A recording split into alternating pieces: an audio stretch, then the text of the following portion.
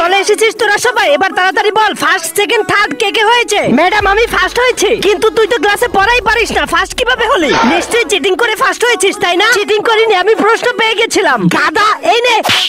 আর second কে হয়েছে? Madam আমি। আচ্ছা তুই, এই নে। আর থার্ড? চলো সবাইকে গিফট দেওয়া শেষ, এবার সবাই হোমওয়ার্ক বের করো। ম্যাডাম আমি কি টয়লেটে যেতে পারি? ঠিক আছে যা।